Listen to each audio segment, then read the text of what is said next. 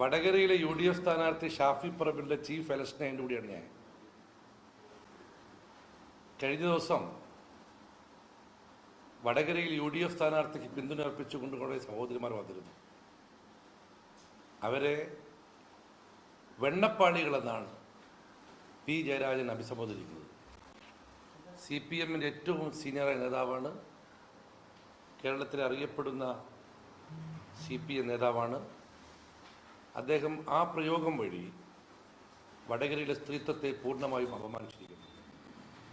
വീട്ടിലും നാട്ടിലും ഒരുപാട് ജോലി ചെയ്യുന്ന, ഉത്തരവാദിത്തമുള്ള, മാന്യമായി ജീവിക്കുന്ന സഹോദരിമാരാണ് ഷാഫി പറമ്പിലിന്റെ പിന്തുണയുമായി വടകരയിലെത്തിയത്. അവരെയാണ് വെണ്ണപ്പാളികളെന്ന പരിഹാസ്യമായ പദം ഉപയോഗിച്ച് ജയരാജൻ അപമാനിച്ചിരിക്കുന്നത്.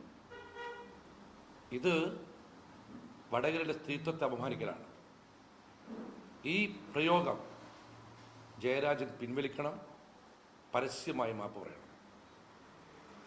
മാത്രമല്ല, ഇതിൽ ഞങ്ങൾക്ക് ചോദിക്കാനുള്ളത്, വടകരയുടെ സ്ഥാനാർത്ഥി LDF-ന്റെ സ്ഥാനാർത്ഥി വനിതയാണ്, KK ശൈലജയാണ്.